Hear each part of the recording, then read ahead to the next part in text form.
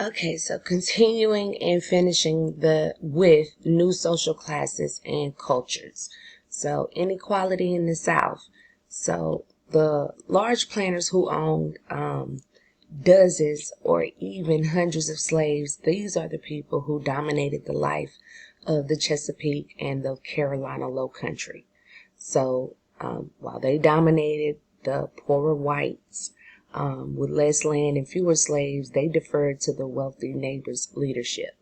And so that's kind of like how it basically is throughout history, even since ancient times. The people who have the money, the resources, the asset, these are the people who tend to command the power. As wealthy tobacco planters moved their estates and slaves to the Cotton South, middling whites owning in between 5 and 20 slaves, they came to basically dominate the Chesapeake economy. Because the South's agriculture, the climate, it was, more agriculturally inducive for a lot of the money crops. And so, beginning in the 1820s, profit-seeking cotton planters in the Cotton South, they began using the rigorous gang labor system, which is also a key term. And so the gang labor system, it basically enhanced profits by increasing productivity as slaves, as gangs, pretty much finished tasks in 35 minutes. That pretty much took a white yeoman planter an hour to complete. So it's basically, a black man completing the job of a white man in half the time. And you have, multiple of these black men doing it. So you're getting things done quickly. So yeah. This is a picture of a slave family picking cotton.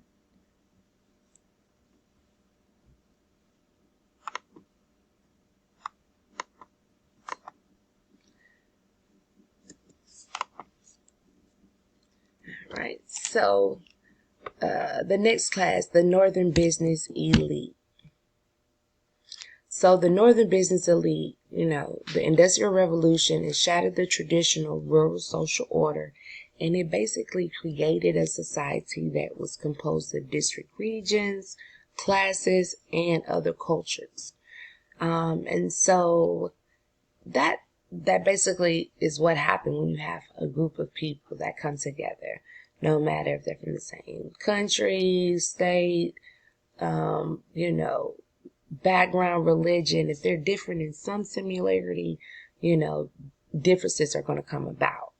And so in the large cities, the richest 1% of the population, they own 40% of all tangible property and even an even larger share of the stocks and bonds.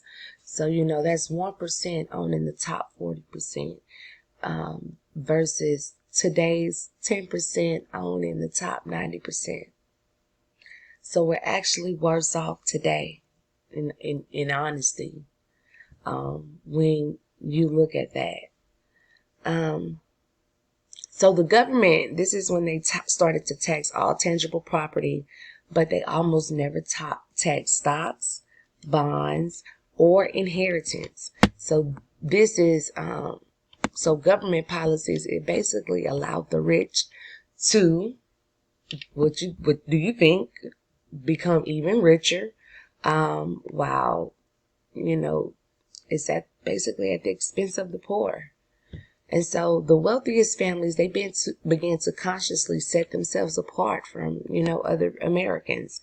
And many American cities became segregated communities, which divided geographically along the lines of class, race, and ethnicity. And so,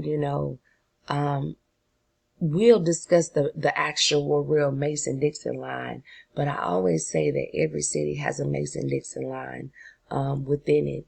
You got the, on one side they have, on the other side they do not have. So, Yeah. If you ask me, you know, Baton Rouge, our Mason-Dixon line is like the Florida airline area. If you are familiar with Baton Rouge, you know what's on one end and what's not on the other. So,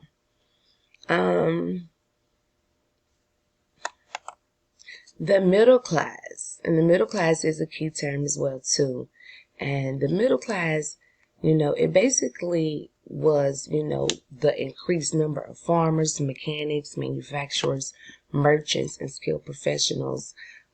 They started to contribute to a growing middle class. And so a distinct middle class urban culture emerged as the per capita income of Americans rose about 2.5% per year in between 1830 and 1857. So that's 27 years. So for 27 years, the income is raising at 2.5% every year. So that's almost 60%. Actually, that might be about 60%, a little over 60% with that 27.5 in that time frame. So, in addition to securing material comfort, middle-class Americans, they also invested in education for their children, and they stressed discipline, morality, and hard work. So right now we're at the time frame where education is only for those who can afford to pay for their children's education. So the business elite and the middle class, they celebrated work as the key to a higher standard of living for the nation and social mobility for the individual.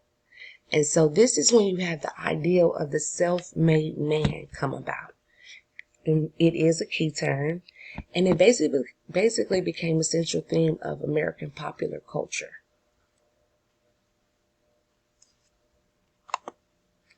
And this is a picture of the Hartford family.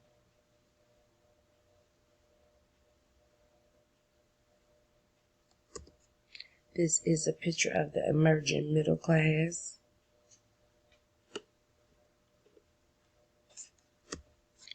So the urban workers and the poor.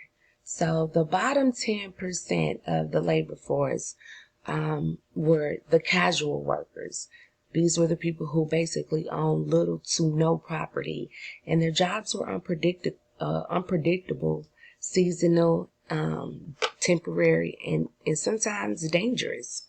So other laborers, they had greater job security, but few of them prospered.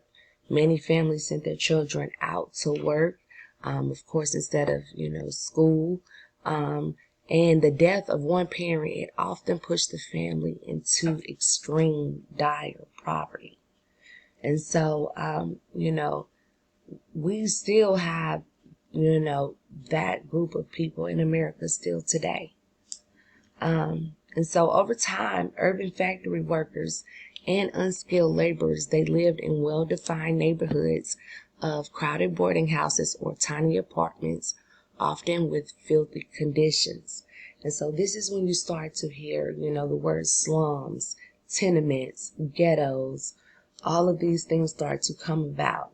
And so, when you talk about slums, ghettos, tenements, and things of that nature, you also talk about alcohol, lawlessness, crime, because you have many wage workers who turn to alcohol as a form of solace, a way for them to kind of, get away from everyday work life.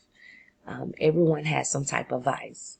And police, they were able to contain the lawlessness that did erupt. All right, and so this is a picture of the 5 points and the 5 points in New York City. So I am uploading a YouTube video for you guys to check out too about the 5 points games of New York City. 5 points, the 5 boroughs. As you guys can see, it's a mixture of black and white people. And this is prior to slavery even being abolished. So check out the video. It's quite interesting.